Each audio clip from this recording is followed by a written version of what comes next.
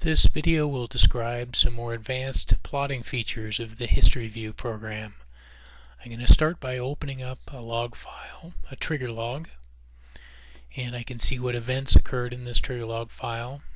It was a vibration shutdown on the compressor. So I'm going to start looking at some variables around compressor vibration, so I can search for some variables. And there's compressor vibration signals here.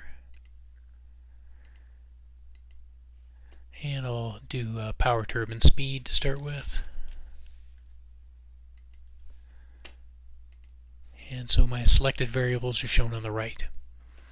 So I'll plot these as a time trend, and I'll select all the variables. And I'll change the color of speed, just because I'm not too crazy about magenta for speed for some reason.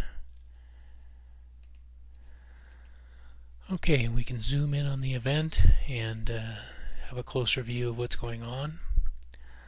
So it doesn't really look like a critical speed, but if it did, it would be helpful to plot this vibration amplitude versus power turbine speed.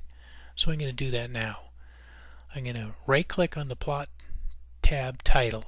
I can rename it.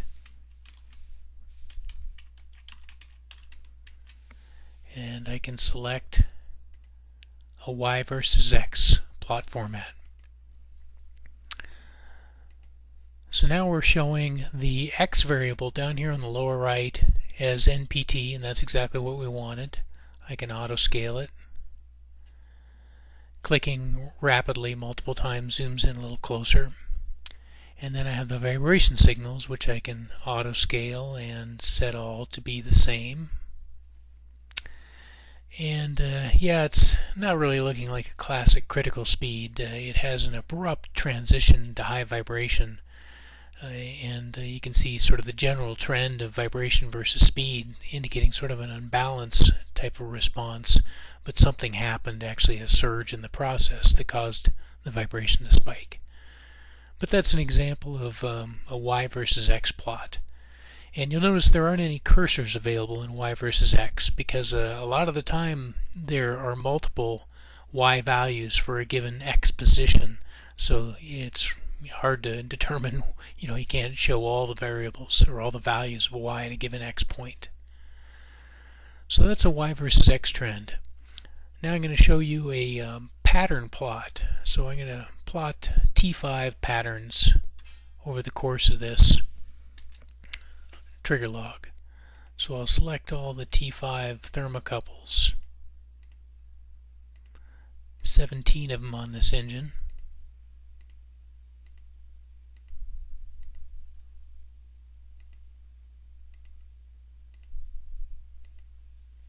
And also select NGP.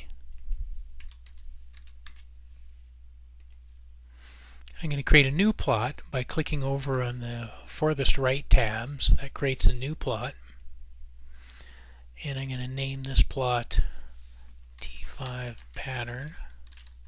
Oops. And I'm going to select a plot type of pattern. So it's created a pattern plot with no variables selected. There's a utility in HistoryView to automatically select the pattern variables using a text pattern in the variable name. So by default the text pattern is TC.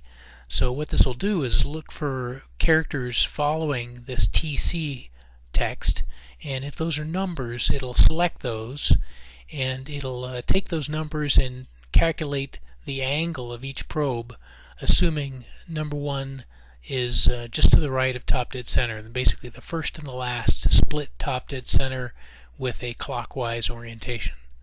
So I'll click auto set, and it has selected all 17 thermocouples and placed their angles.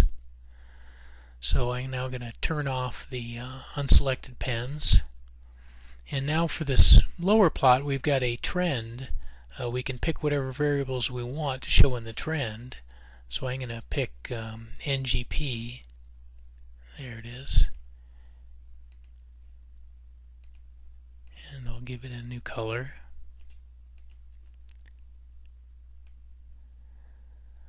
So the red and the blue traces correspond to the time positions of the red and the blue cursors in the trend below.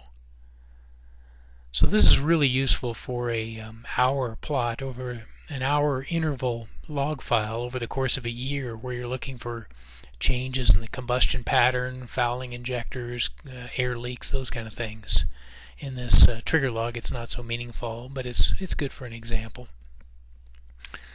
You can create a reference point either by grabbing the data at the red value or the blue value, and we've lost our scale for some reason. I'll set that to 1400 and a minimum, let's try 600.